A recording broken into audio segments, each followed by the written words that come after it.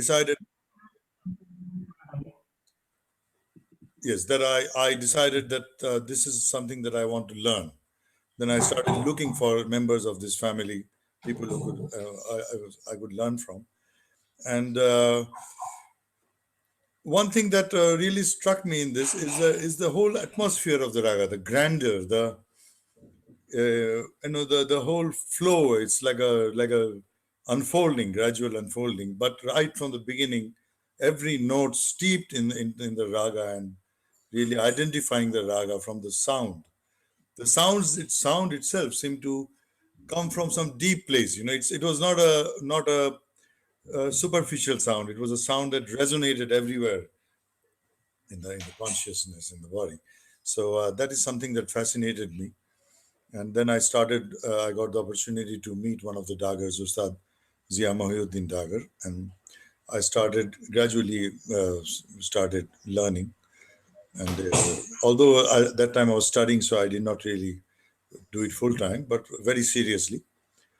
Now, if you will hear the next recording, which is again a part of the same HMV long playing record of the elder Dagar brothers, the only HMV LP, only LP of theirs that came out in India. The others all came out abroad in the UNESCO collection and so on. So if you play the next recording, then you'll see how it progresses.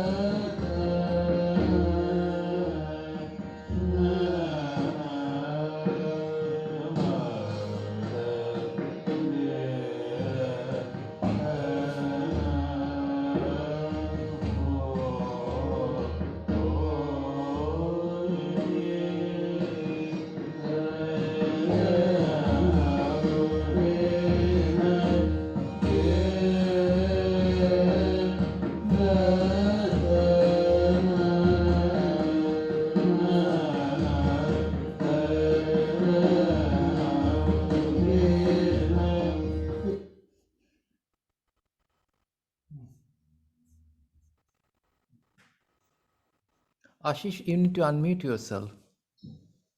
That was the sthai of this Dhamar in Darwari Kannada from their LP. The whole sound of the percussion and the way it was like somebody has described it. It is like a regal procession. The whole way it unfolds and then becomes much more dynamic later. We'll come to that later. The Pakhavach player in this recording was S.V. Patwardhan of the Nana Panse school of Pakhavach playing. We have a recording that will come later of S.V. Patwardhan playing with the Dagar brothers in a radio broadcast. Now, one thing that struck me, although this recording did not go to that part, was that the manner of playing this percussion with this song, the Dhrupad or the Thamar, was very different from what I was used to in other kinds of, in sitar or khayal. Here, after a certain time, the improvisation starts, and apparently both the drummer and the singer are just doing it simultaneously. The singer improvises, the drummer improvises simultaneously. The drummer, it does not give just the take up. Maybe he does it sometimes in the beginning, although there are many Pakhavach players who don't do that also. Right from the beginning, they are just playing improvised phrases. So on the Pakhavach. Yeah, so shall I continue? Yeah. So This is something that was very unique. I mean, I could see. I mean, it is actually something that is done also in Carnatic music. In Carnatic music, also there is no theka as such, but there is simply the divisions of the tal and the drummer and the improvise on that. So this was again something that struck me as being very distinct. Although this is something that I could see that it's something gradually as I learned, I understood this. Now, the Pakawach player, this recording was just a small piece, I found his playing really extraordinarily brilliant. Uh, Although in the beginning he just goes slowly, and then when the improvisation starts, he shows what extraordinary skill he has and how fast and how virtuosic his playing is. But in this part in the beginning, he's very, very restrained and does not show any of that. But then as it progresses, he really shows his firepower. We'll come to that later in another recording. And this Pakauch player was not very well known, although he was really, I would say, one of the really best Pakauch players of the time. I mean, to be playing with Moinuddin and Aminuddin Dagar, he had to be very good if they selected him for their only LP released in India. He had to be certainly very good, and he's there in all the radio broadcasts that I have. Now, coming to the recordings, unfortunately, there are although there are a substantial number of recordings, the recording quality is often very, very poor. I mean, these recordings were, this was, of course, a long playing recorded by HMV. But most recordings that we come across are things that were just recorded, sometimes even with a Nagara, but by total amateurs. And often the Tanpura is too loud, there is too much background noise, and that is what you will see in the next few recordings of an uncle of these two singers that we heard, Moinuddin and Aminuddin Dagar. Uh, his name is Rahimuddin Dagar, and he was the younger brother of the father of Moinuddin and Aminuddin, Nasiruddin Khan Dagar, or rather Nasiruddin Khan, because the name, this surname or title Dagar was never used by this family before the 1950s. Because this is something that was added, in fact, by Rahimuddin Dagar himself, and then taken up by other members of the family. That they started calling themselves the Dagars. Although, honestly, before independence, they have not never used that name, and I have not found a single instance of these members of this family being called the Dagars. They were always Zakiruddin Khan, Allahbandi Khan, Nasiruddin Khan, and so on. So often we hear from people that this is the Dagar Bani, and as such. Now, as far as the Bani is concerned, it is not very clear, the different Banis of Dhrupad, there are really no very concrete, there is nothing really, I mean, it's all very vague, honestly. What characterizes each of these Banis? There are some vague descriptions in some books, often mutually contradictory. The the Dagars used to say, or the Bairam Khan, descendants of Bairam Khan and his brother, who are the singers we have been listening to now, and we will continue to listen to. What they say is their style, their singing actually encompasses all the Banis of Dhrupad. So in their singing, they have the Gauhar Bani, they have the Dagar Bani, they have the Khandar Bani, and they have the Nawar Bani. That's what Fahimuddin Dagar also used to say. And in different parts of the performance, they use the. So the Banis are actually not like something of the gharanas of Khayal as such. The Banis are something different. They are certain styles. They are certain ways of treating the raga, and any singer is free to use all of them actually. Although in some, but there is a predominance of one or the other.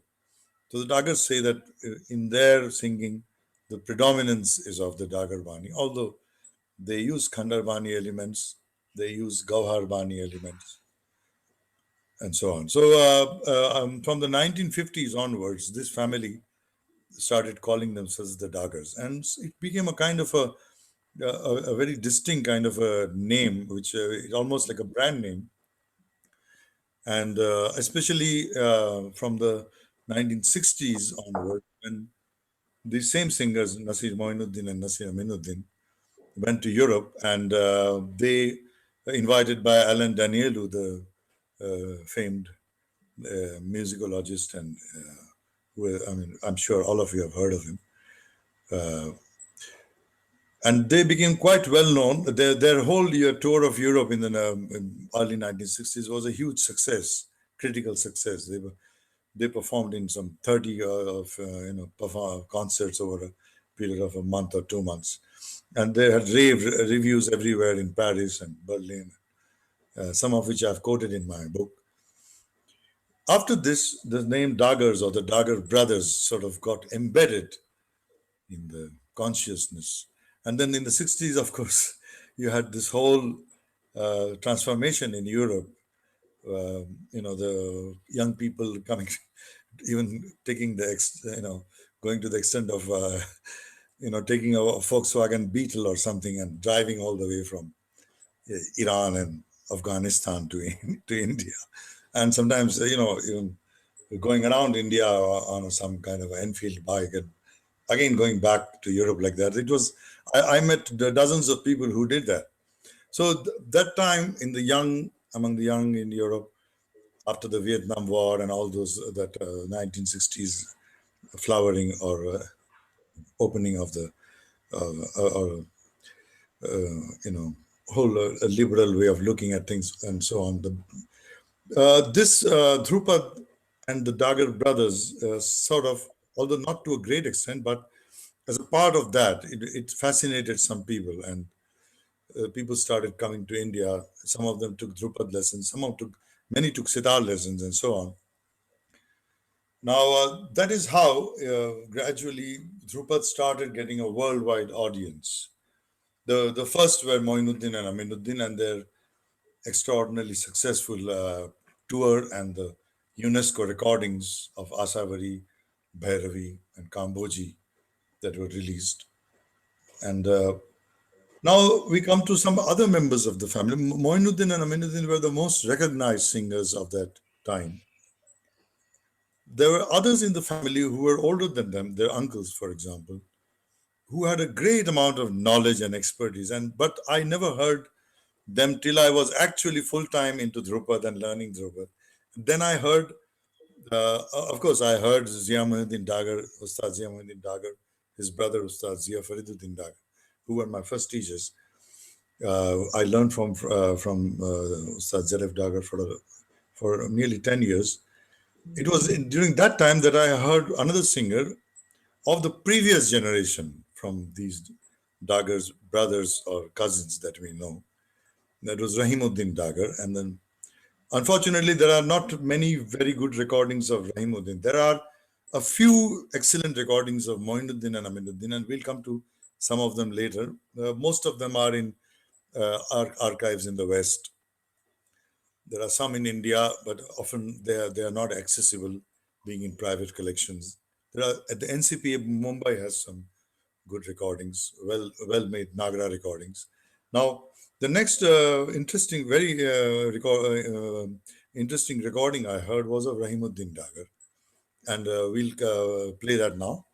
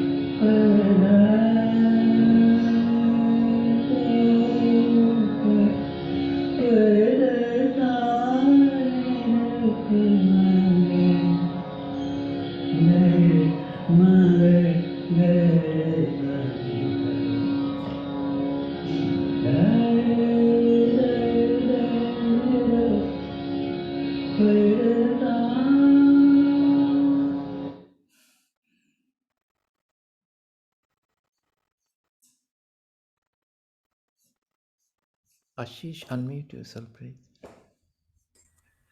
Yeah, thanks. So this is the first time I'm doing something like this. So I uh,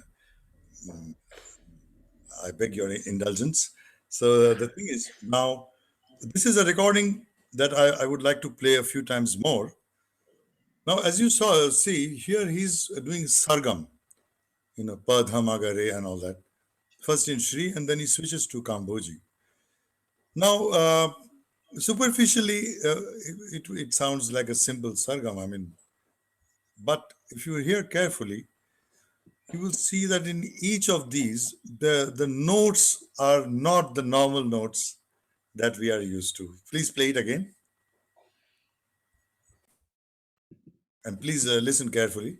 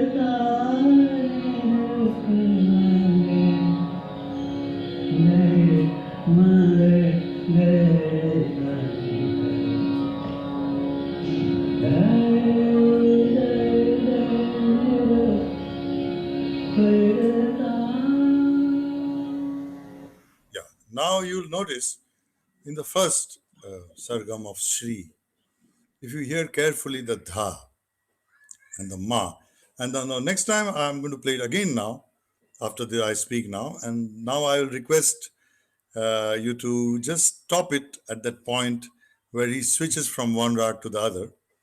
You see, you will know there is a distinct place where he goes to dha and stands there, then he switches the dha and then he goes to kambuji.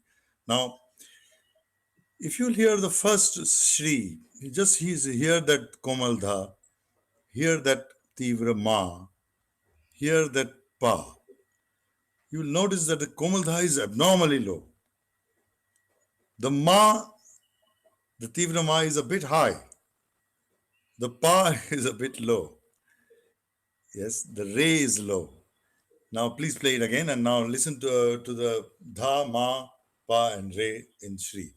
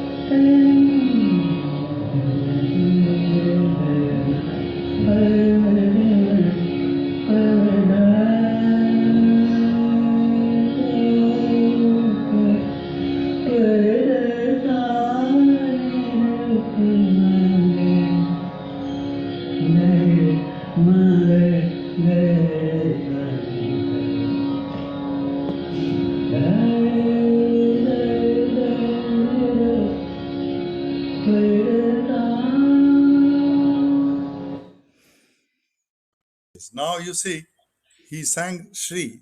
The Dha was a very low Dha, and Ma is bright, higher Ma, Tivra Ma.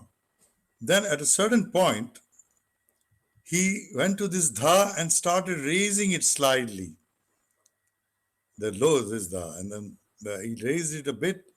Then he came to the Shuddha Dha, which is a low Shuddha Dha that is used in Kamboji, and then he switched to Kamboji.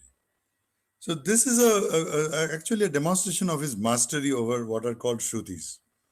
You see, in the Dagars, and the Dagars were the last practitioners of, in my opinion, who really, I mean, although there are people who still do these things, although, you see, this way of developing a raga, this way of establishing a raga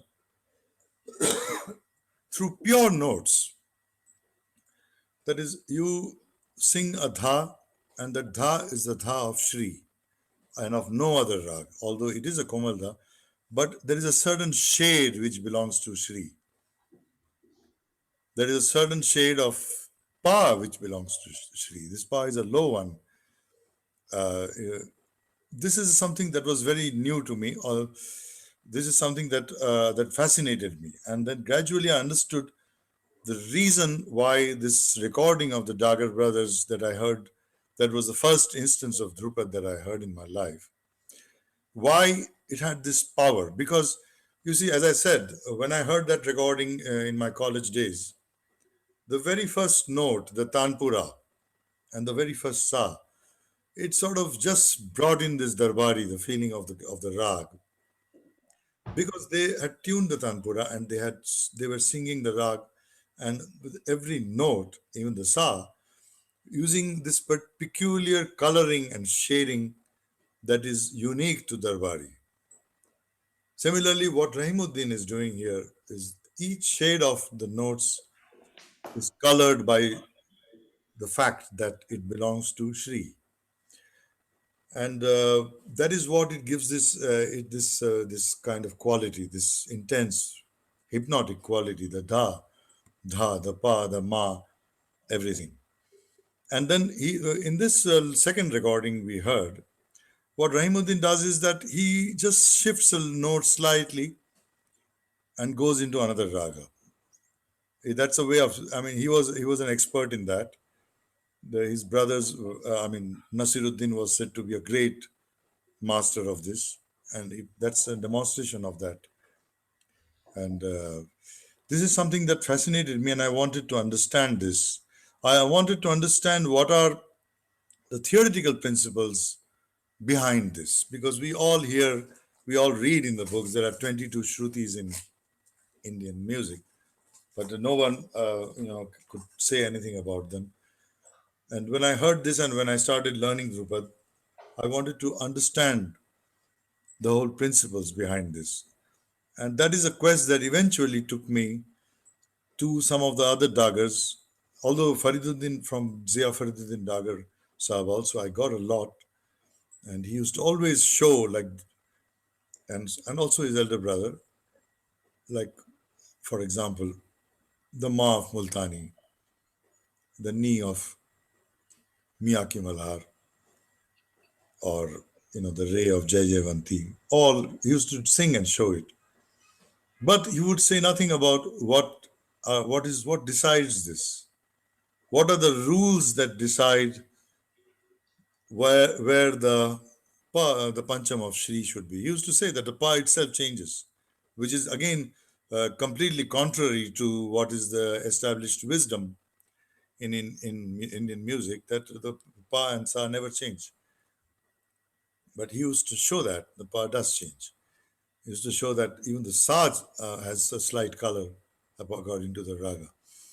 Some are brighter and a little bit sharper, some are slightly with. I wanted to understand what underlies this. What are the principles? What are the concepts? And that's something that I never managed to get from him. Because you have to understand one thing also.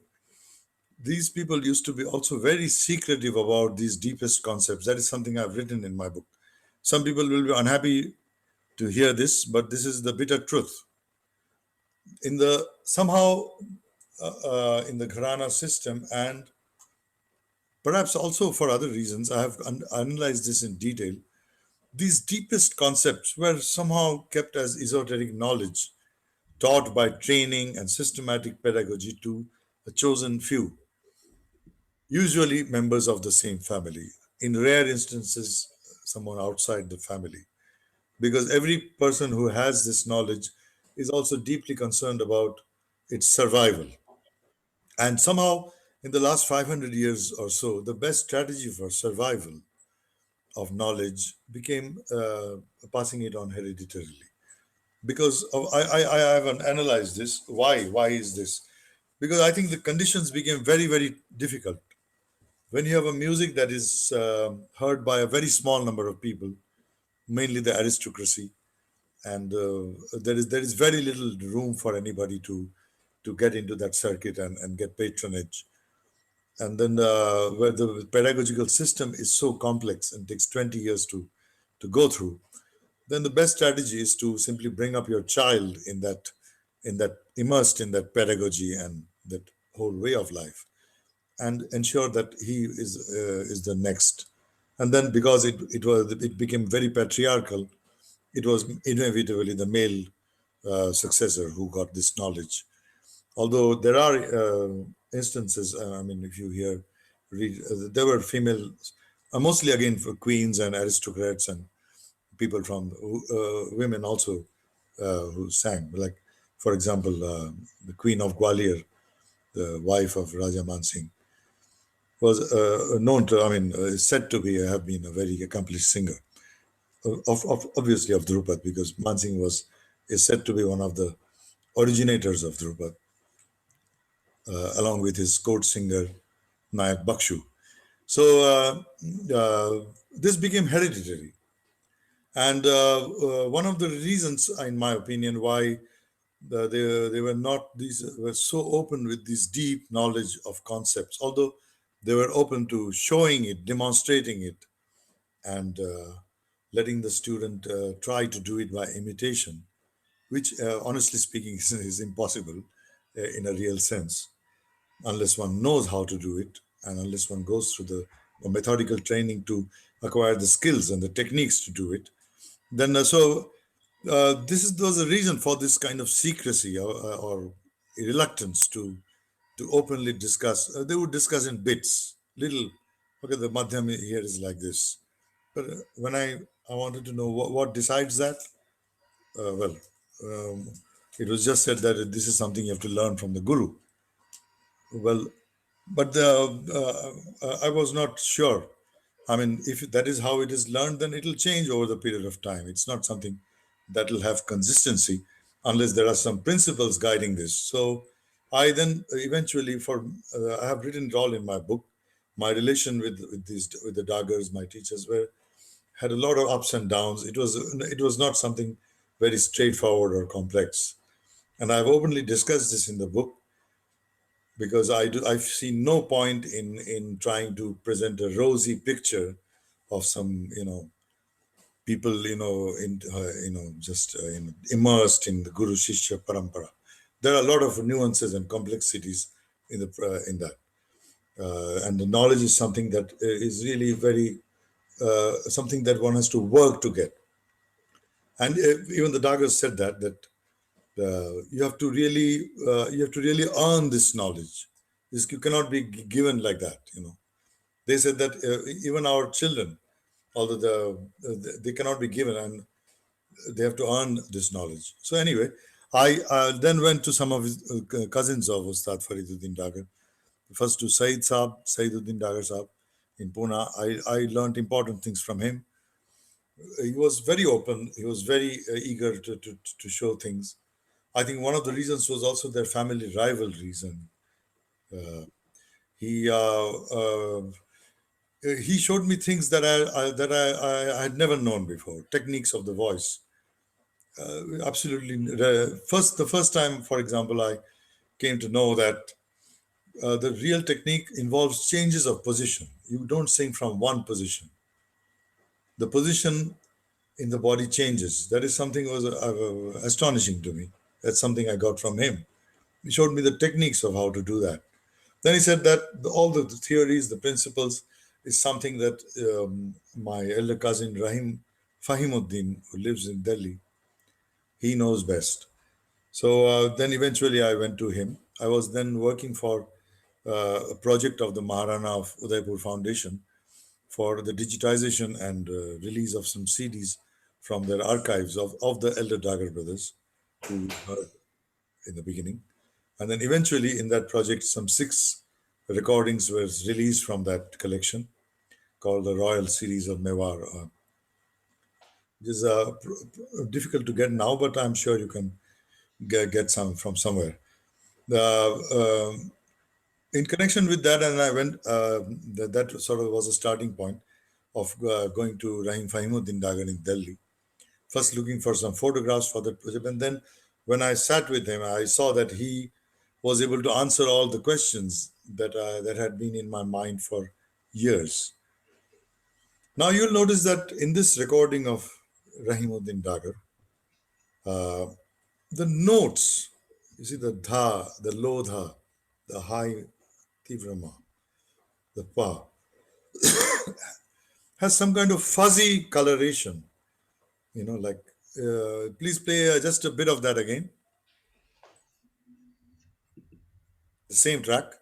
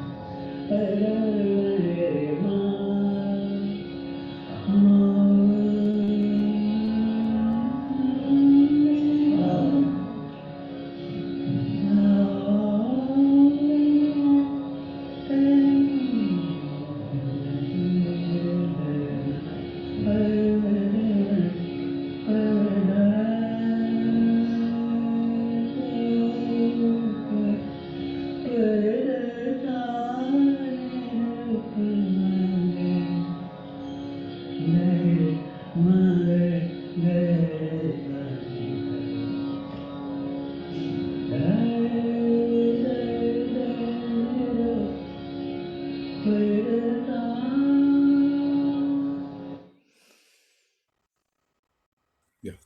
Now you'll see the dha.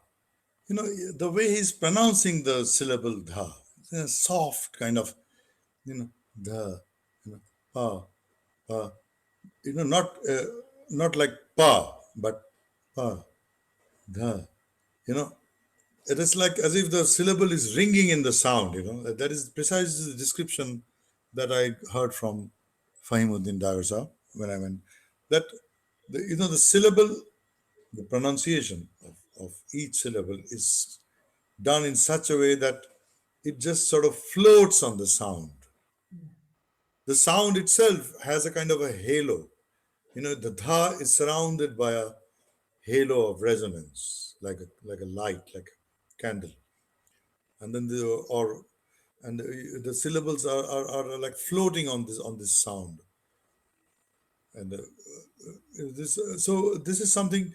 There is a whole complexity in this of pronunciation, of sound, of resonance, how to control this halo of resonance around the note, how to pronounce in such a way that you retain control of this resonance. You Because the pronunciation affects the resonance. So these are very subtle, complex things that I started hearing from Faimuddin Dagar Saab when I went to him. And then I started hearing of certain concepts that a certain kind of very elaborate terminology to describe all this. Like, for example, Udat, Anudat, Swarit, so on. So now we'll play the next recording, which is a continuation of this Lalit, not Lalit, sorry, which is a continuation of this recording. I mean, this was Sri, and he's drifting from raga to raga, but in each he's making those changes specific to the raga, and that's his way of showing his control and mastery. He switches from one rag to another, and he makes exactly the minute adjustments in all the microtones to get into that new raga. So now the next recording we'll hear has some of these. He's talking about some of these concepts.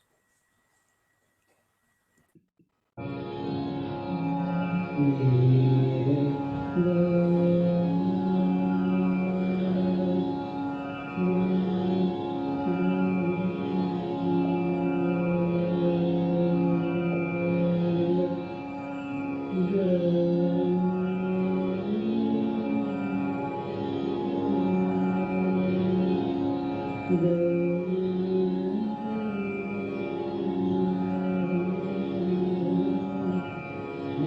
एक जगह ठहरे हुए और नहीं है, इनके अंदर ज्ञान है भैया, इस वजह से ये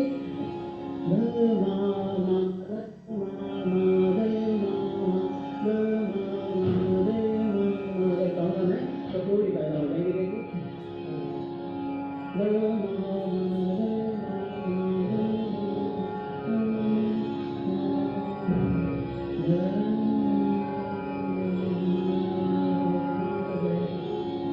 अब इसके अंदर ज्ञान पैदा हो, हाँ, जिन मध्यमों में ज्ञान पैदा प्राप्त नहीं किया,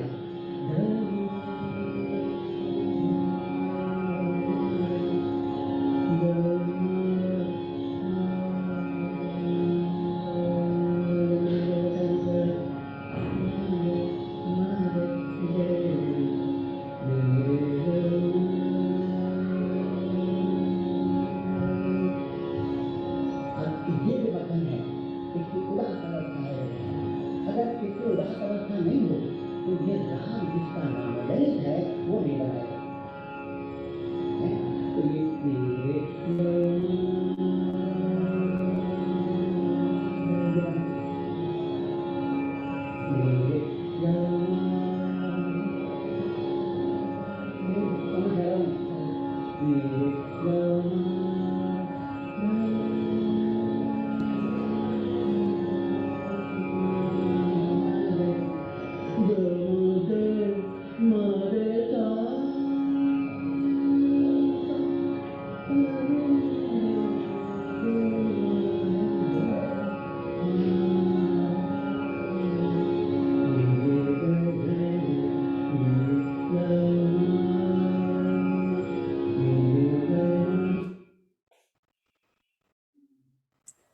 Yeah. Although as I said, many of these recordings are very poorly recorded. Yeah. Or even they may be recorded on Nagra, but the placement of the mic and all is sometimes the tanpura is so loud. But and also you could not really make out what he was saying. But he was basically trying saying something about the ma, the dham. There are two mas here, Tivra and Komal. He was saying about the ma on which he comes, dhama ma, that one. Now he's saying that you can see in his the singing that ma is when he comes from this. Again, the dha is low, the dha and the tivra ma, and this ma, dha ma ma, the second ma, it sort of brightens and opens up. So he's saying that इसकी उदात अवस्था है, उदात अवस्था नहीं होगी इसकी तो वो राग के हिसाब से सही नहीं होगा, मतलब राग की वो पहचान नहीं बनेगी. The raga cannot be identified, or it will not fit the raga if it is not udat. So these are the terminologies that I started hearing from Fahimuddin Dagar when I went to him and started learning gradually. And now, what he's saying here is that each note has a certain kind of treatment. In this recording, it is not there. Later in the same piece, he's saying that this ma is udat and it is kamalvat. It's opening like a lotus. So if you hear this again, you will see that in this dhama ma, the last ma has a bright opening feeling. So please play it again.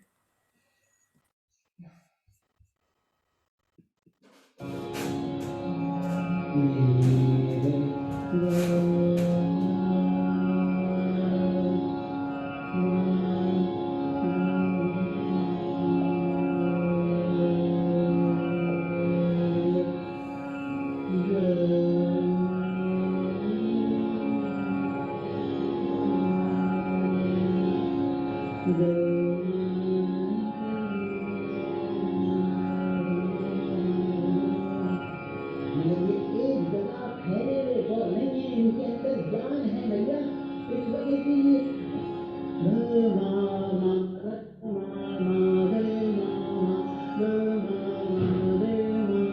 कहूँगा मैं तो पूरी पैदा हो जाएगी, देखिए.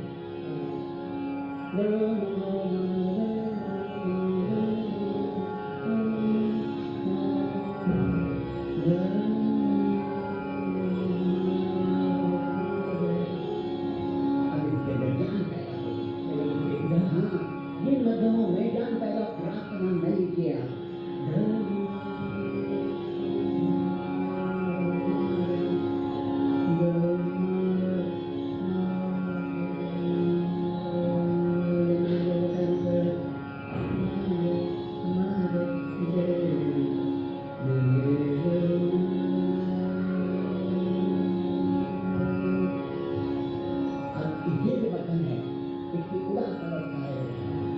अगर केवल राग अवस्था नहीं हो तो ये राग जिसका नाम ललित है वो नहीं बनाया जा सकता। तो ये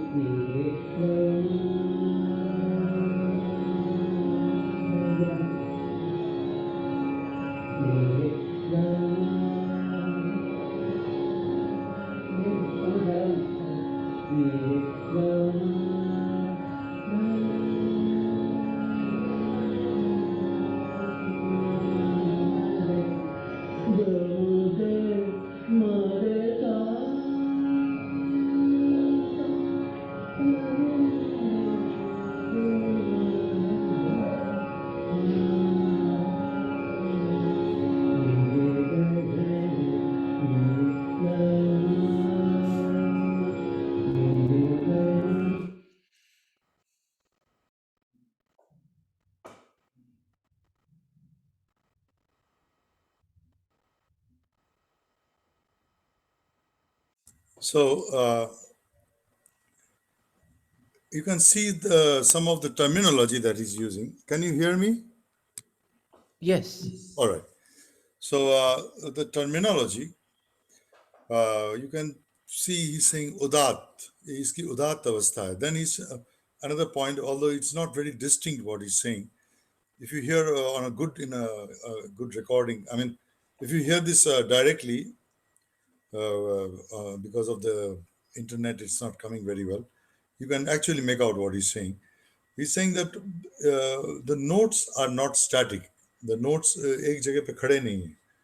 The notes are infused with life. Means the note itself becomes a kind of a organic entity. It's always in a flux. We don't have standing straight notes in this music. The note is sort of changing all the time through some inner processes, and this is where the connection with the yogic systems and Vedic chantings comes. That is, the notes are colored in a certain way through some breathing from some inner pranic system of the which you have to train in.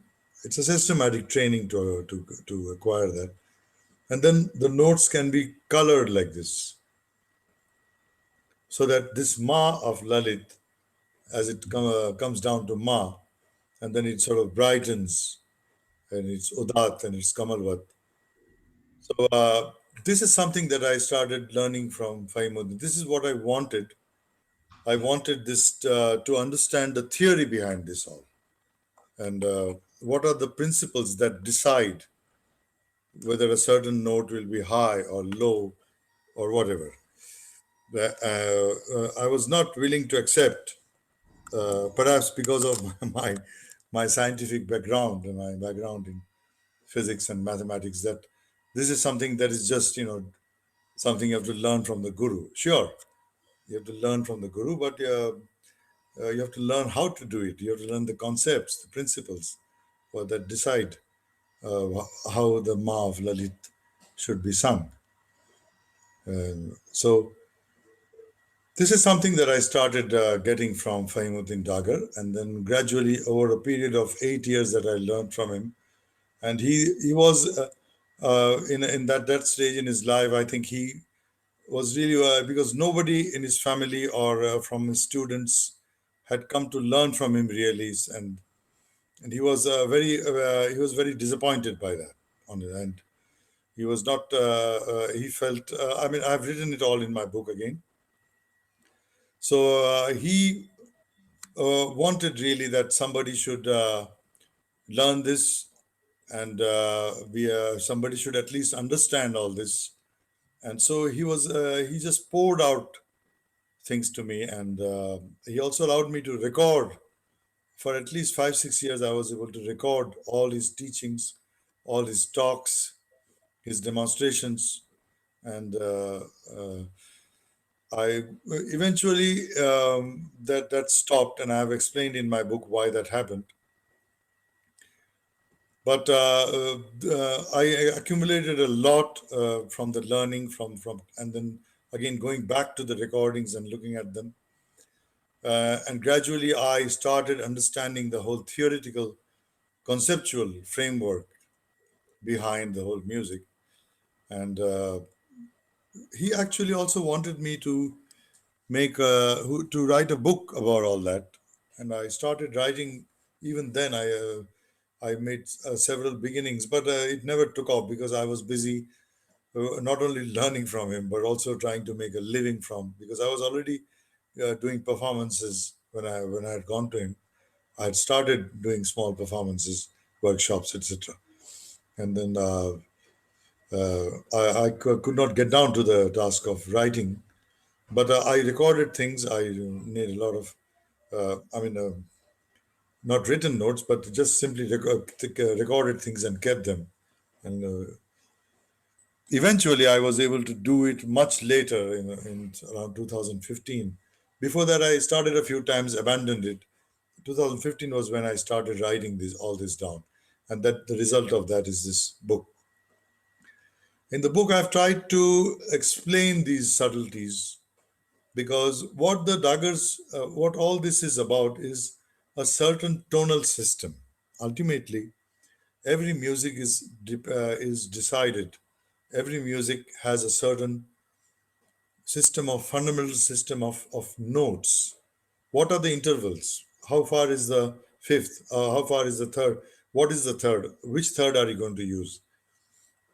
What are the scales you're going to use? What are the intervals? What are the all this is at the base, the foundation of any music, and this is what decides the whole feeling of that music, the whole possibilities of that music. Now, this music eventually I learned from. In fact, the Dagars or Fahimuddin used to always say one sentence that this is based on murchanas, and murchana is the secret that makes notes belong to ragas, like the the notes of Lalit, the Ma of Lalit. Why is it the Ma of Lalit? Why is that the Dha of Shri and not of any other raga? Although it is Dha, the other ragas also use that Komal Dha, but a slightly different color and shade, slightly different in its whole living quality. The whole process of that note is distinct for each raga, the way of approaching it, the way the note colors itself. Because as Rahimuddin Dagar says here, the notes are infused with life. The note becomes an organic, living entity. It's connected with life. So the note, you never stand on a note. The note is in flux. So the whole, all the concepts behind this, that is what I started getting from him, and that is what I've tried to explain in the book. This music, ultimately, if you ask me to say it in a brief, is based on a different tonal system, and that tonal system is called the Grama Murchana system. It is a system described in the ancient texts, the Gram and Murchana. That is the system that decides all this. It's a system, a very simple system of generating microtones or generating intervals. Now, of course, we know. I mean, that the notes can be are the frequencies are simply ratios of prime numbers, ratios of whole numbers. So powers of the prime number three, powers of five, divided by that's what the ratios. These ratios are the frequencies. Now, in the old system in India, because if I tell someone, please sing the ratio 19 divided by 17, there's no way that person can do that, because that's not the way the mind operates. You would need a calibrating device to produce that frequency, that ratio. But in the Indian system, there was a method to do that in practice, which is called the Murchana system, which is simply that you take a set of notes, then you take each of the notes as the starting point and generate a scale. So if you have Sa Re Ga Ma Pa Dha Ni Sa, 7 notes, Do Re Mi Fa, so on, then you make the next one, the Re, your Sa. Imagine that is the Sa, and then see what are the distances. And again, you make the next one your sa. Again, see what are the distances. So what this is called the system of murchanas. Each of these new scales produced by simply shifting the position of the sa is a murchana of that set of notes. You can have 7 notes, 5 notes. You can produce murchanas with that. In principle, you can produce murchanas with 2 notes also. Now, if you do that, you find that because of a simple fact that this powers of it will never come back to the same point, you know.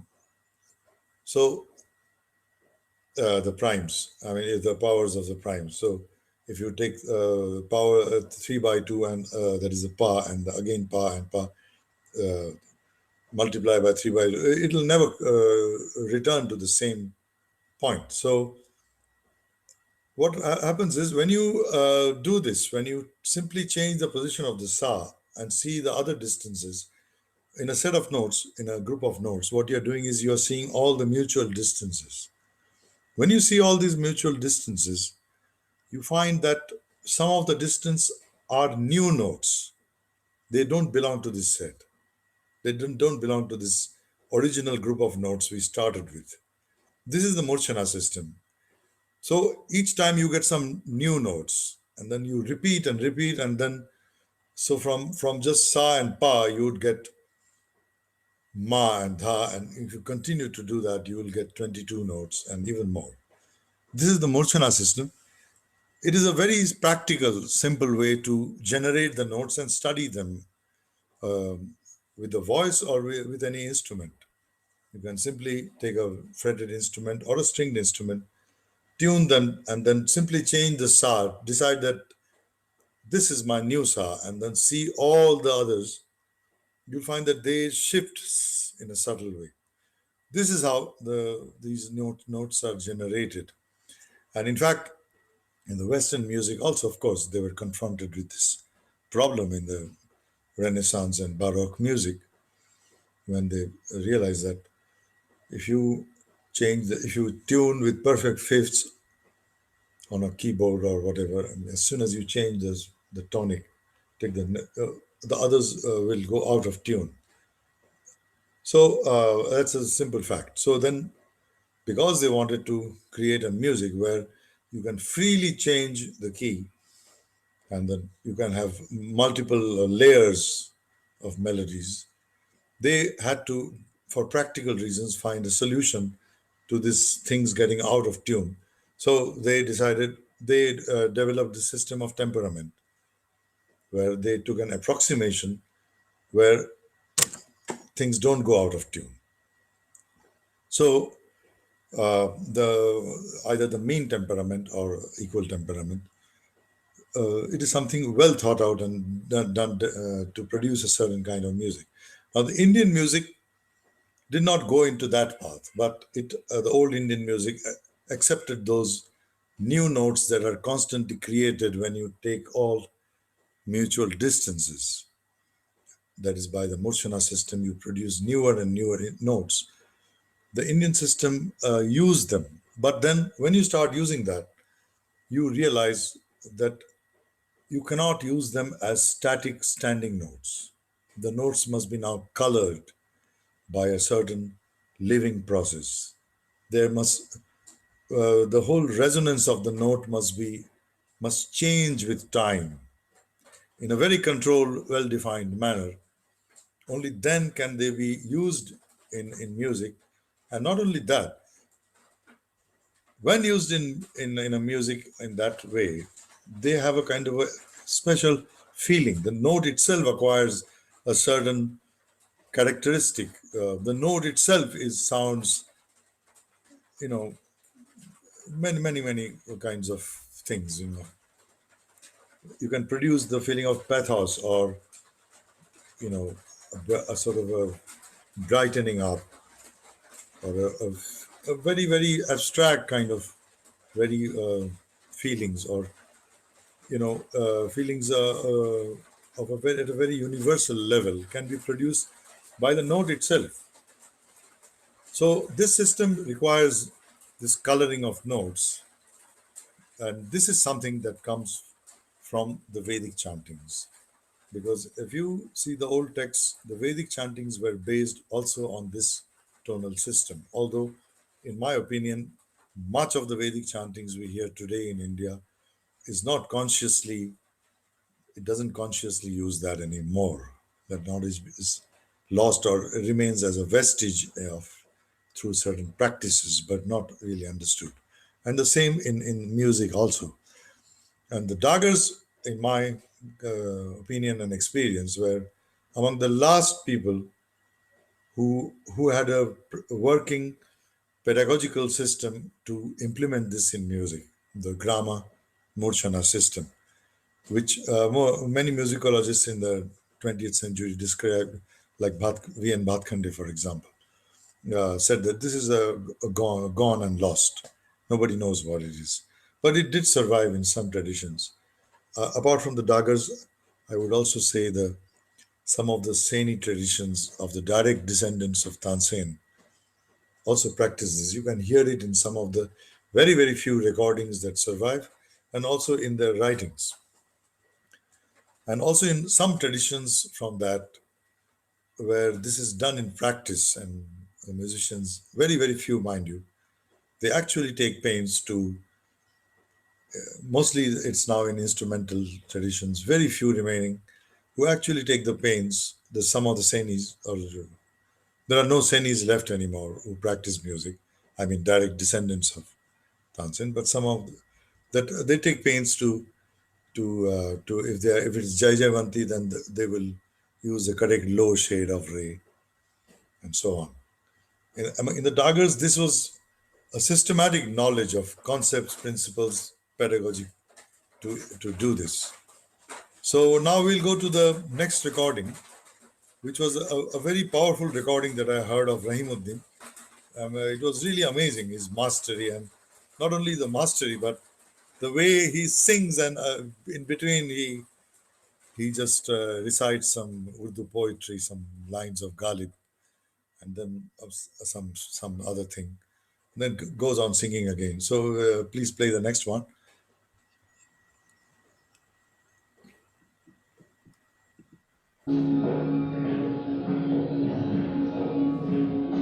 पान भी खाया हमने नहीं खाया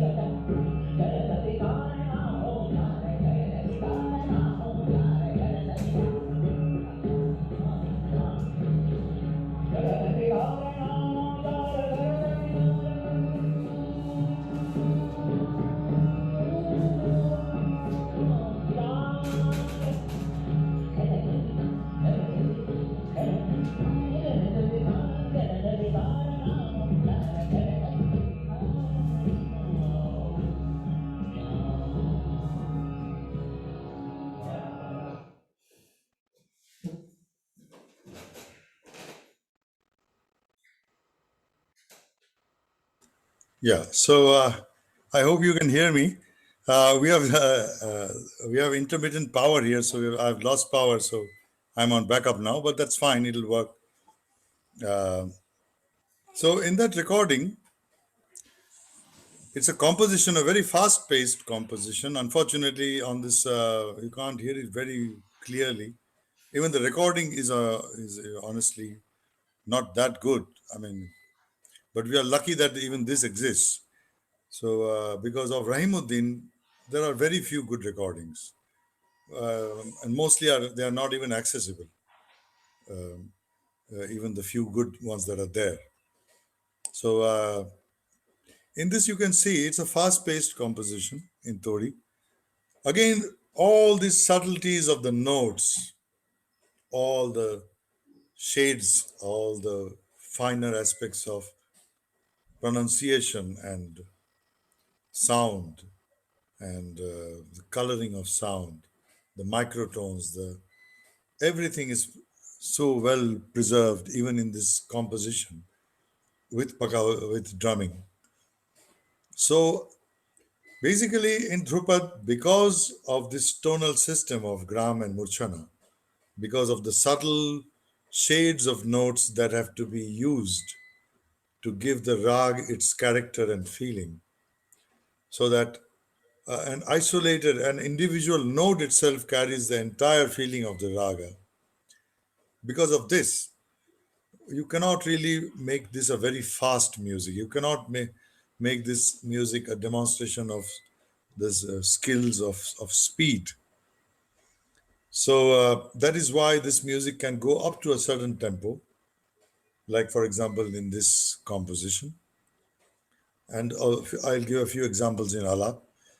But there is a limit to the speed, because at a certain speed, you lose control over the resonance, over the pronunciation, over the subtle colorations that are needed to preserve those characteristics of the notes in the Gram Murchana system and make the raga stand on its on the strength of the notes themselves, rather than simply 12 notes and high speed passages with 12 notes.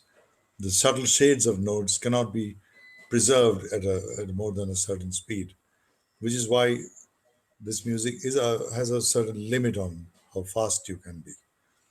Now, what happened is this old music gradually went out of circulation, out of fashion, or whatever.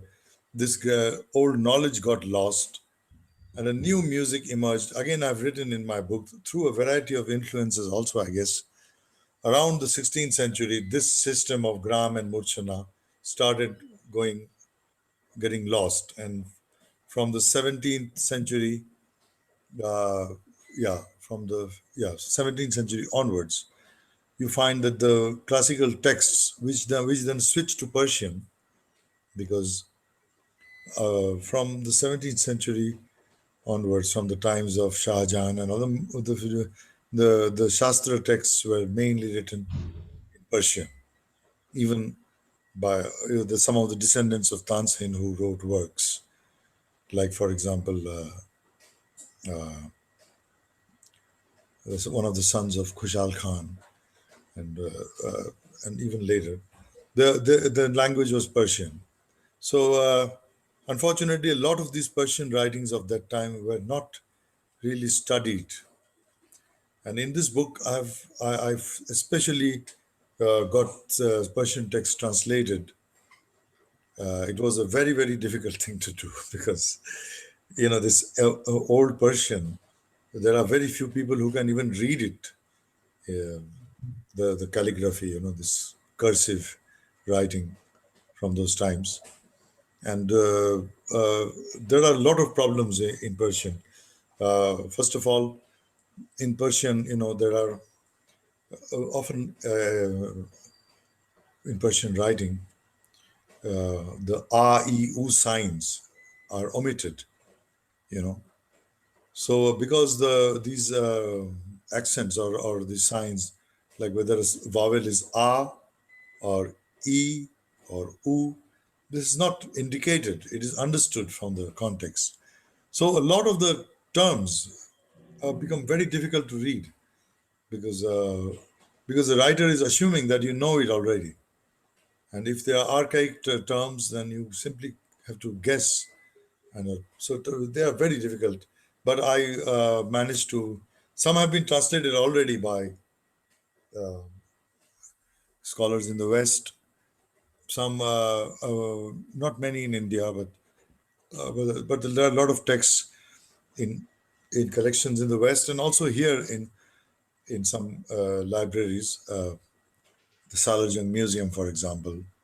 And I was able to access some of the texts and get some of the parts which are interesting translated.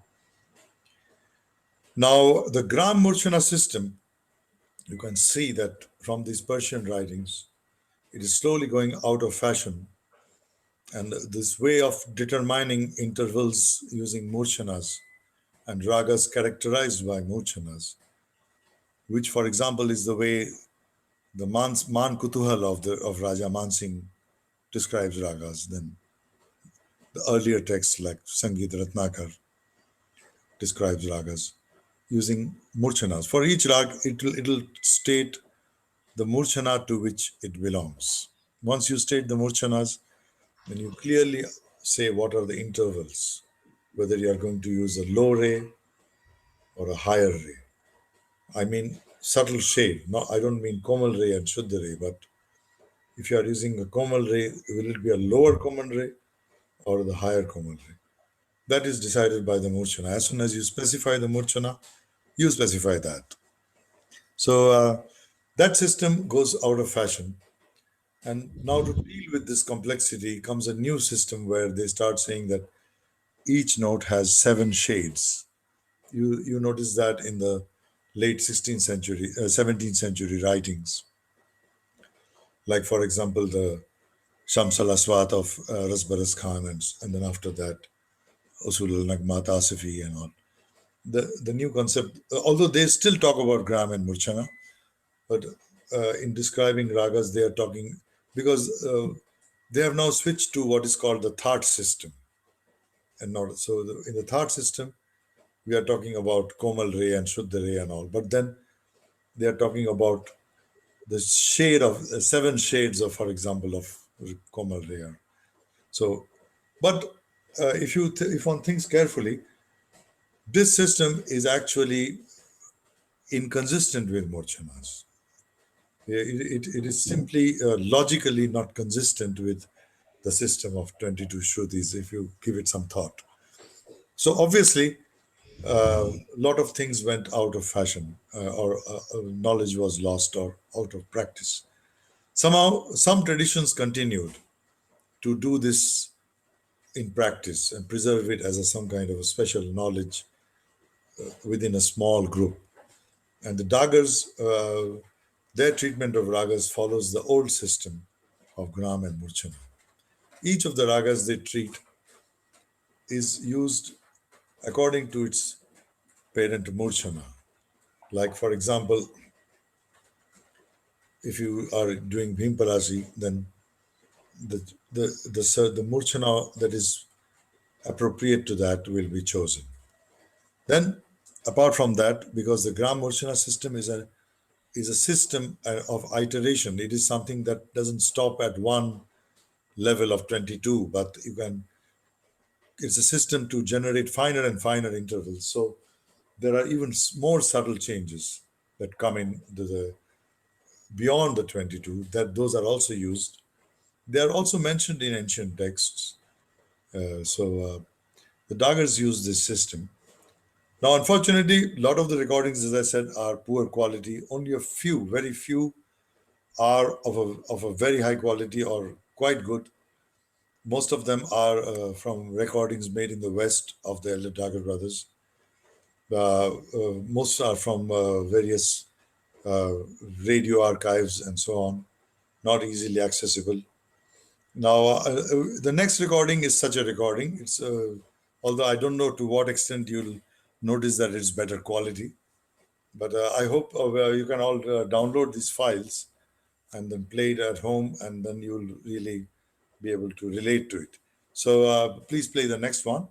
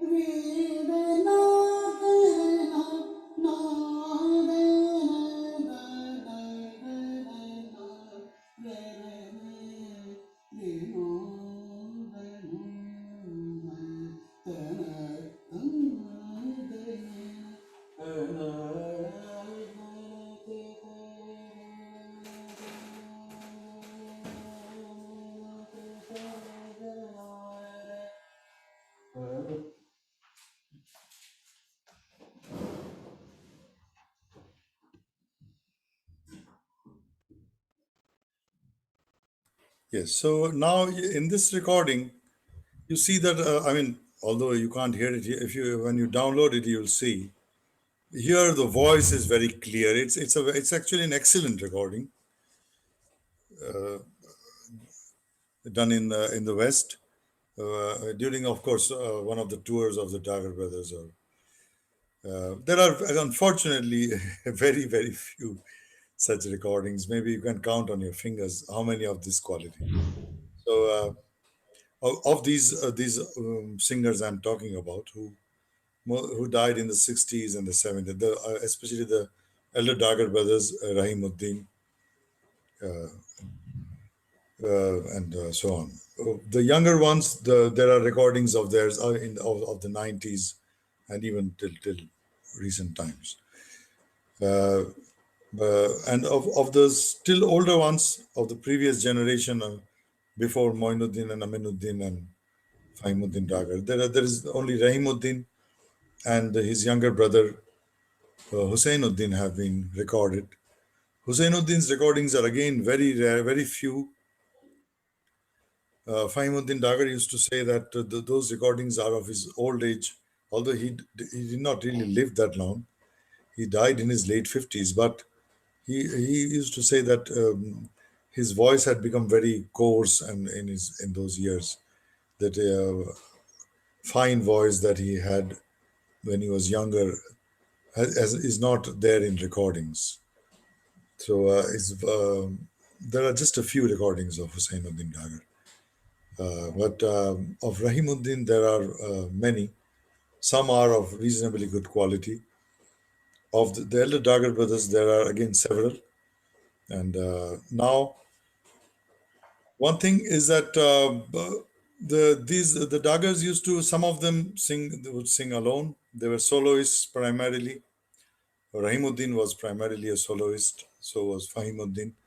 Moinuddin and Aminuddin Dagar used to sing together.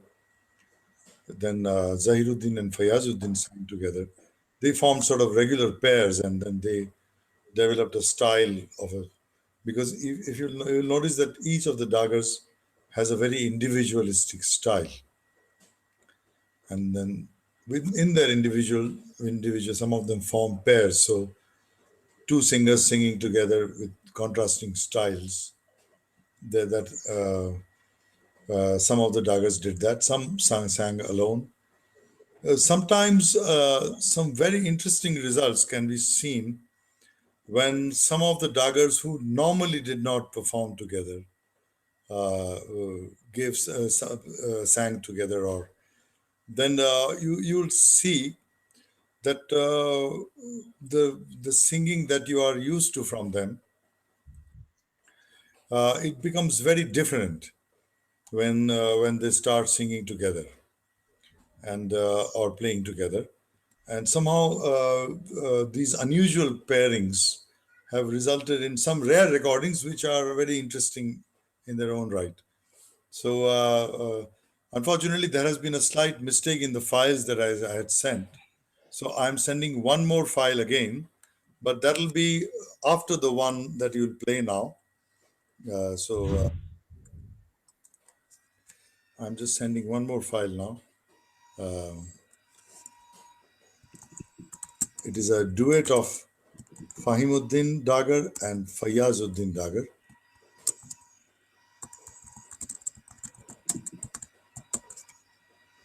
I've just sent it, but you don't need to play that now.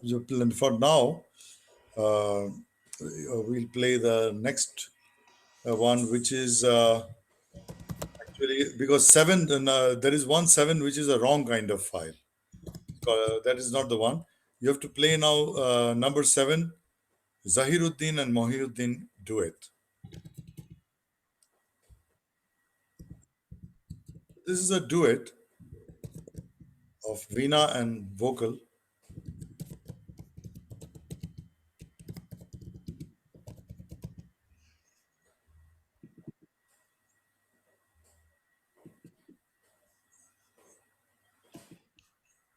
Did you send the files to me? That is a file that you will have to play after this. Now, right now, you have to play number eight, Zahiruddin Mohiuddin duet.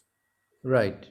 However, we don't have much time here because they might close. Oh, really? Well, I Yes. forgot. So okay. But I'll play the number 8, Zahiruddin duet.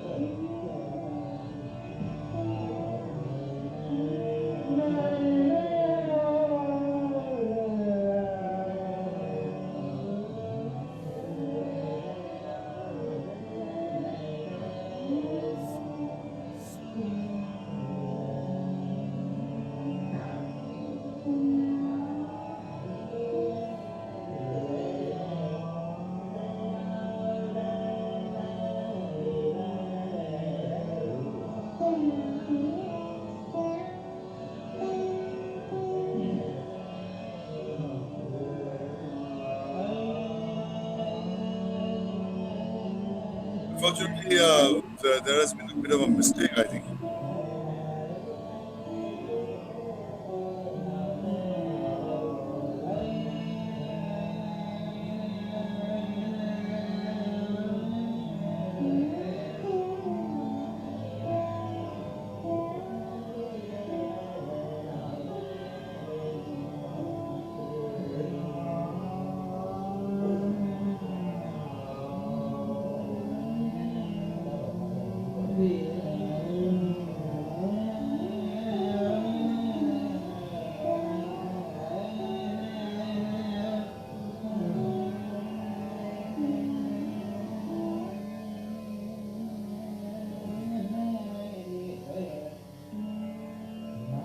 Yeah, hello. There are two tracks playing simultaneously. Yeah, yeah. So there is a new track, I would say, that also got accidentally played. So, can you turn it off?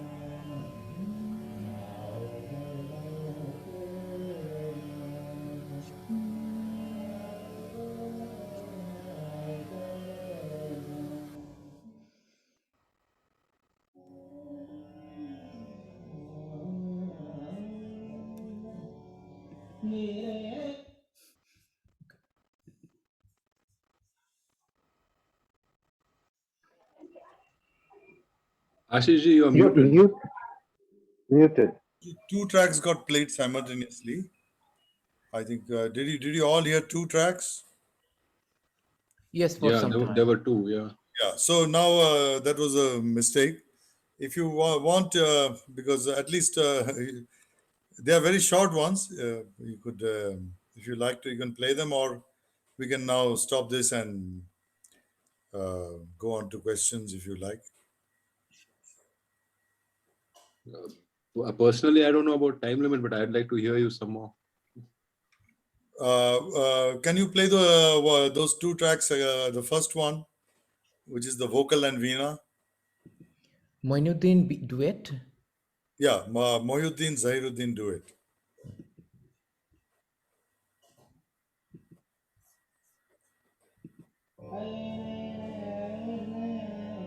That's the other one. It's okay. Play that.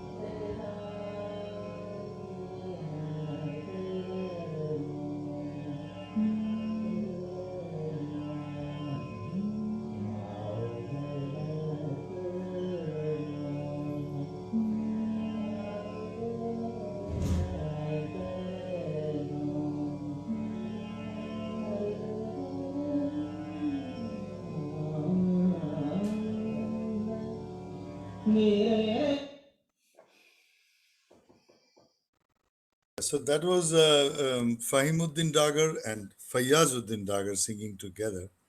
And I find this very, because you see, the whole system of the Dagars, or this, there is a very elaborate grammar, there is a very elaborate system of tonal relations, so much. Really, the book is all about that.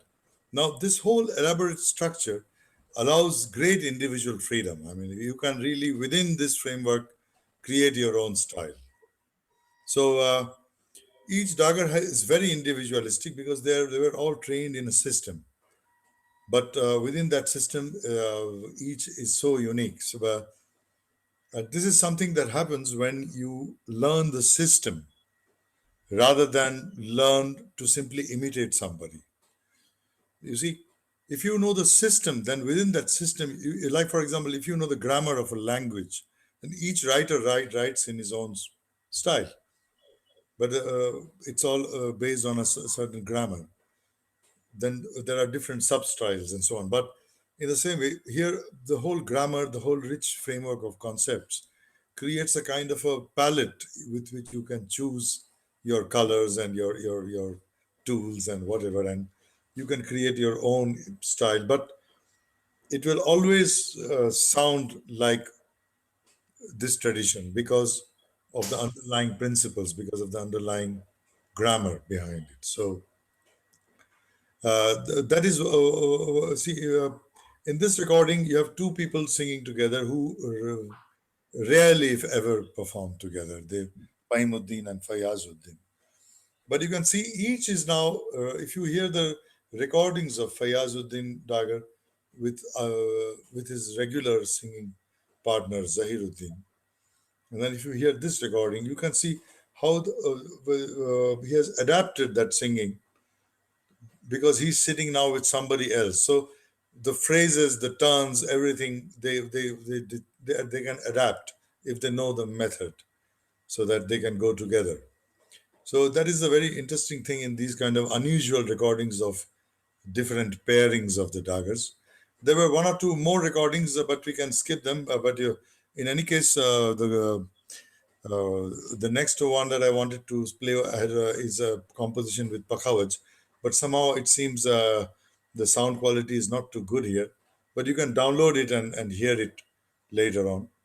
This is a recording that has again the same Pakhavaj player as in the beginning, S.V. Patavardhan. And I just wanted to, you can hear it and you can hear how the Pakhavaj is used in improvisation with singing. And it's the same Pakhavaj player who used to perform with the Daggar brothers in their radio performances. And this is a radio broadcast. Again, these radio broadcasts are also very rare because in those times, the radio broadcasts used to be often live and no recordings were kept. Or even if it was recorded, it was immediately reused for something else. Only special sessions were recorded and archived. So a lot of these radio broadcasts, which were recorded in the 60s from direct from the air, don't exist anymore in the archives. So this is one such recording. It was recorded by somebody who has really done a great job. He is the Maharawal Saab of Dungarpur, the head of the royal family of Dungarpur now. One of his brothers was the famed member of the cricket selection board. This recording is from his collection. He used to record all the broadcasts in the 60s, straight from the air. So you can hear that or download in here. We won't play it because of it's Gaur Sarang. And so now we can go on to the questions. I think I have said a fair amount, and much of these details are elaborated upon in great length in the book with a lot of references and so on. Yeah. So if you want to ask something.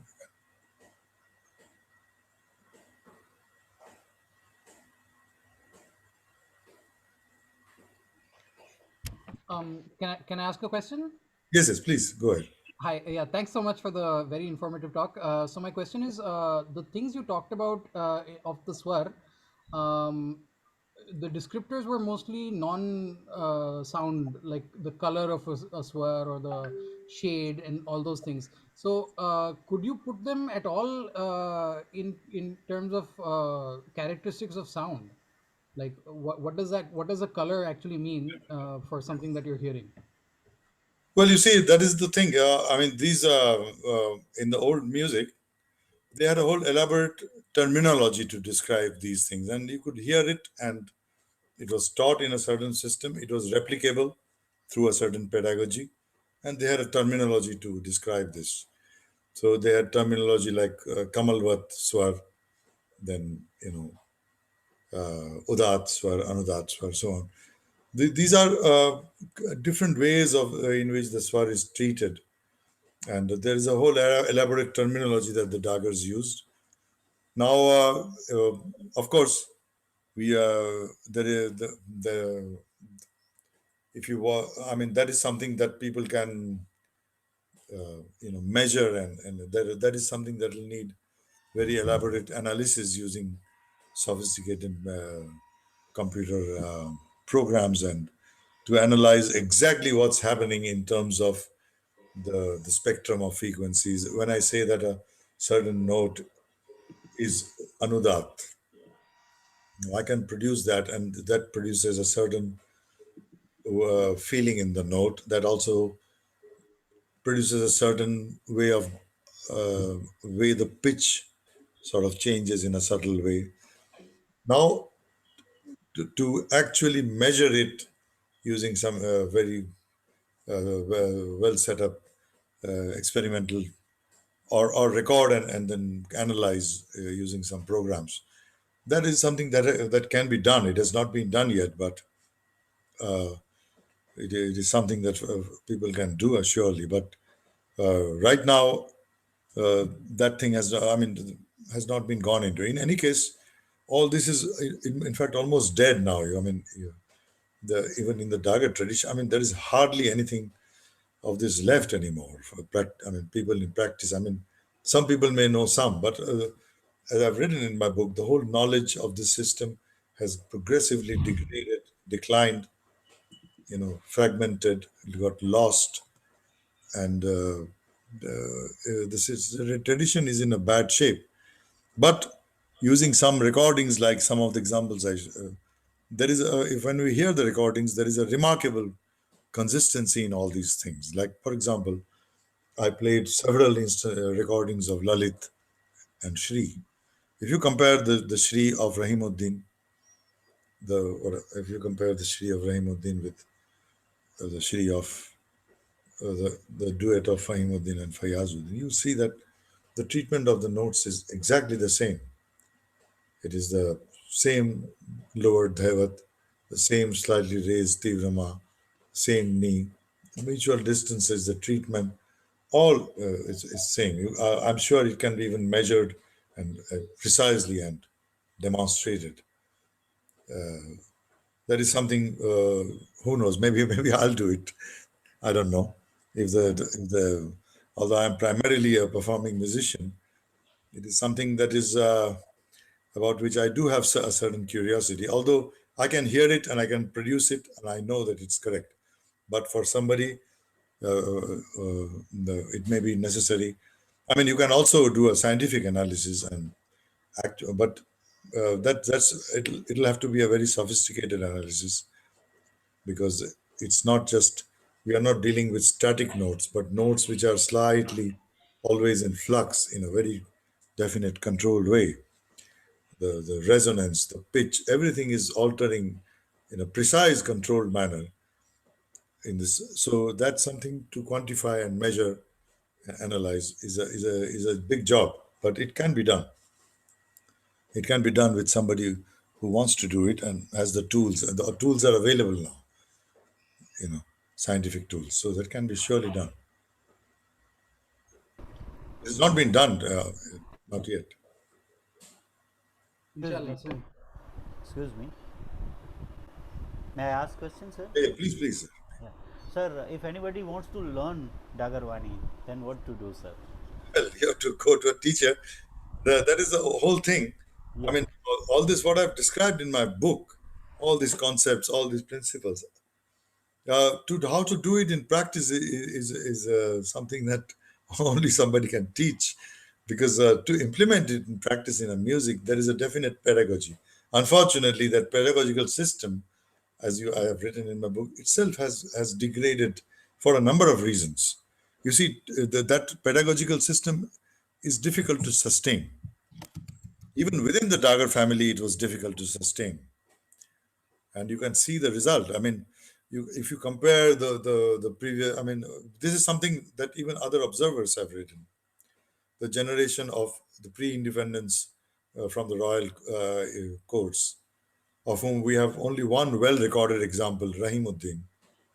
If you hear Rahimuddin Dagger, you see the control on the resonance, on the pronunciation. It is still a certain distance away from the best of the next generation, let's say Moinuddin and Aminuddin and others. Even within the next generation, you see some people have better, more knowledge, more trained. But overall, in the next generation, also there is remarkable consistency. Some may be more adept, some may have more theoretical knowledge, but overall, even in the next, because even the next generation, but this pedagogical system is hard to maintain without support, without a whole ecosystem that sustains it. And that is a huge problem. And I have been trying to teach in this system, but I have been very disappointed. People, first of all, to go through 20 years of training to learn all these things. And then the whole question is, how does one make a living from it? When there is no, I mean, people largely don't understand all these things. Largely the sensibilities, hearing sensibilities of people today are decided by the film music or by other kinds of music. Somebody who's trained in that aesthetic, for them to notice these subtleties, because this is also for a cultivated audience. Now, without that ecosystem, to sustain a pedagogy like this is virtually impossible. You will not find, even if somebody wants to teach that, you won't find the students who will do it. It's very difficult, and I'm quite pessimistic whether this can be done. But let's see. So the only way to learn all this is to find a teacher who knows all this and who is willing to teach. Yeah. Because just finding a teacher who knows all this is not enough till that person wants to teach this, Wants to teach if he wants to teach. Thank you. whether he wants to or whether he doesn't want to. Thank you. Thank you. That's also a huge problem, because again, from the point of view of the teacher also, Yeah. it's a huge investment to teach someone for. And then if someone teaches like that, and after 4 or 5 years that person doesn't want to do it anymore or can't do it anymore because simply can't earn money, or wants to do other things, then it's a huge waste of effort. So started teaching people like that. I've written it all in my book. Of them, 2 or 3 were very promising and good. You can hear them on YouTube. Some of my students at the Dhrupad Kendra here. I'm no more in the Dhrupad Kendra Bhopal now, but that whole thing is sub judice, and there is a whole thing going on there. Let's see what happens to this Dhrupad Kendra where I used to teach, where Fariduddin Dagars Sahab also taught, which is today in the limbo and virtually defunct. But I tried to teach with this system there. Of maybe 20 or 30 odd people who came, maybe 2 or 3 were promising and good. Of those 2 or 3, maybe 1 or 2 are continuing still, although not earning a living from it really. Some really promising ones are trying to do other things, like, the, trying to get a break in pop music and whatnot. Because if you can't earn a living from it, why would someone want to do it? So there are huge problems in that. So one has to find a teacher, and then the teacher has to be willing to teach, and then even the teacher's effort should not be wasted. So it's a big if. The present conditions are not suited for on both sides, from the side of the teacher and the student to really implement this pedagogy and keep the system alive. Thank you so much. Thank you so I much. I have a question, Ashish. I was wondering whether recording technology had an impact on the styles of presentation, because recording, primarily early recordings, they had a limitation, durational limitation, 3 hour or 3 minutes. Later on tapes, you had also some durational limitations.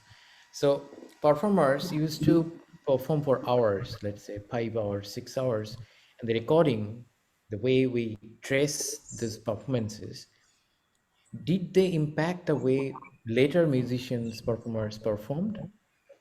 Well, this is also something I've dealt with. I mean, not directly, but you see, we have written accounts of the music from 1919, from 1916, even earlier, from the pre-microphone era, that is before the 1935-36, when first microphones came and started being used in concerts.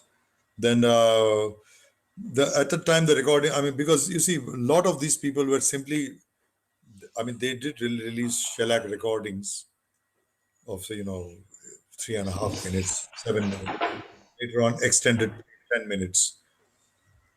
Those performances for those shellac recordings were, I don't think that they performed for those recordings in the way they would perform in concerts. The descriptions of the concerts, from those descriptions, you can see that each performance was at least, I mean, there were, I mean, 45 minutes, 1 hour, even more perhaps. But at least in the conference reports, the time allotted, for example, to Nasiruddin Khan in the Allahabad conference for his two performances, 1 hour each. The the time allotted to most senior singers in that conference is something like that, 1 hour. So, and then you can see that what they performed was basically one or two ragas, one main raga and one second one. So the main raga would have been 45, 50 minutes if they had stuck to that schedule. But in my thinking, the very informal nature of those things, I don't think people really very rigidly adhered in those 1930s, 20s conferences to this kind of. I think it would have gone on for more than an hour. Then similarly, if you hear Zakiruddin and Allabandi's performance in, I think, 1919, again it said that they sang for more than an hour, just one rag Kedar. So I think the performances, at least as far as Dhrupad is concerned, were of that time, 1 hour, more than 1 hour, 90 minutes. And then from the later longer recordings, you do see that. And then when they had to perform for, let's say, of course, none of the daggers were recorded on shellac. On shellac, there are very, very few recordings of Dhrupad. Somehow, even the few Dhrupad singers who recorded on shellac did not record Dhrupad. They recorded Kirtan or Thumri, or like this famous Dhrupad singer from Bengal, Radhika Prasad Goswami. There are shellac recordings, none of them of Dhrupad. So then they performed some songs because the shellac companies used to, of course, record for selling them the records, and the records used to be very expensive. In I think 2 or 3 rupees in those times for one shellac record. That's a huge by today's standards. The most rich people could afford it. So there, the recordings were made. There are almost no Drupad recordings on shellac. Very, very few. There is one Dhamar of Aghor Chakravarti. Again, I think it's a private recording for done for a few people, not really marketed as such. But then there are some Dhamars from the on shellac of other singer. None of the Dagars. There is of Lalit Mohan, who was a disciple of, and I think also a relative of Radhika Prasad, or no, a disciple, or a disciple's son. I know. Then there were Gyanendra Prasad Goswami. So there are very few, mostly Dhamars, no Alap. And then Mostly, even those Dhrupad singers recorded Khayal or Thumri or something. And then we come later, then there are these 10-minute EP recordings. That's Rahimuddin. But they sang specifically for that record, 10 minutes. You can see he's quickly going through the alap, quickly through the composition, finishing in 10 minutes. Then comes the later period where there are the LPs, then you see the longer performances. And then the recordings on tape from the 60s, 50s onwards, where the tape duration can go up to 1 hour or so. Then you can see the real concert recordings are of 1 hour, 90 minutes. So I think people adapted their singing to different recording formats, but overall, at least from till the 60s and all, I don't think the recording time had an influence on how they actually performed in concerts. Concerts that I think the duration would have been 1 hour or more for one raga. Right. So I think we need to come to the close of this session. It was such a pleasure, Ashish, to have Those, you with us. one thing, the 5 hour thing, Yeah, I think those are gross exaggerations. I mean, performing a raga for 5 hours.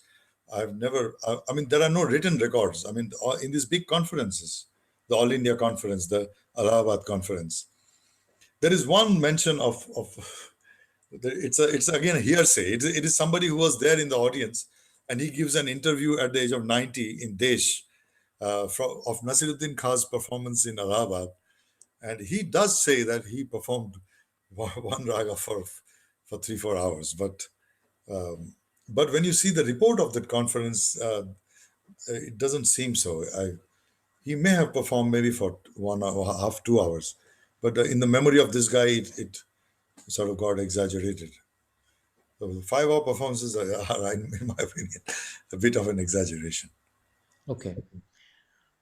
There are some texts where it's mentioned that the performances or riyaj or rehearsals were taking place for 4 to 5 hours.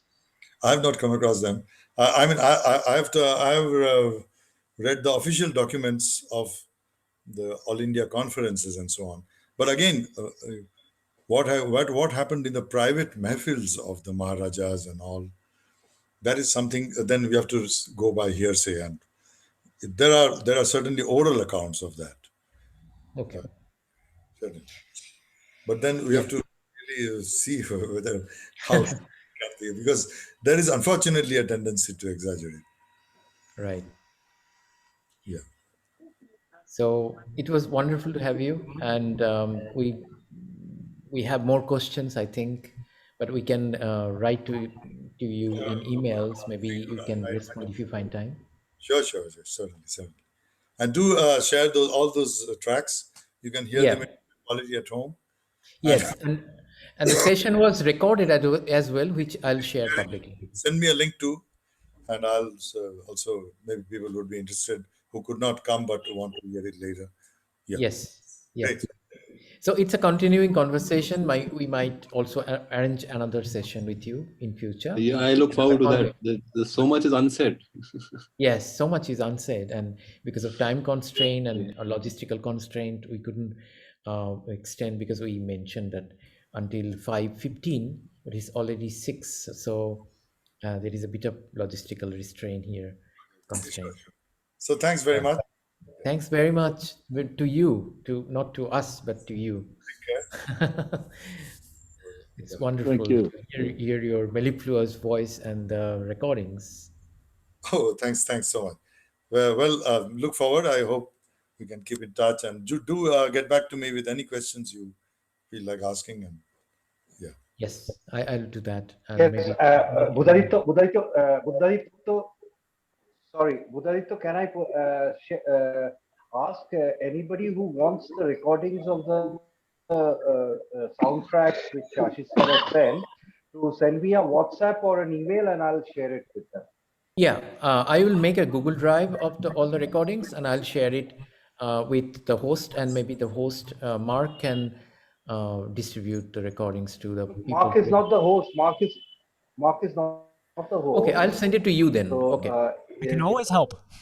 Yeah, I have the yes, I have the recording. So anybody who wants the recording needs to WhatsApp me on the same number which they had to get the link for this session. Or Okay, we can, and yeah, we I'll can share it. organize this smoothly later on by email. Yeah. Okay, okay. Take Thank care. you so much, Bye-bye. Thank Buddhist. you. Thank you so much, Ashish sir. Thank you, Thank thank you you, very thank much. you, Thank thank you so you, much, thank you, Ashish, again. thank you. Thank you. We'll get in touch soon to you. Have a good evening. Have a nice evening. Thanks. Bye bye. Bye bye. Bye bye, bye bye.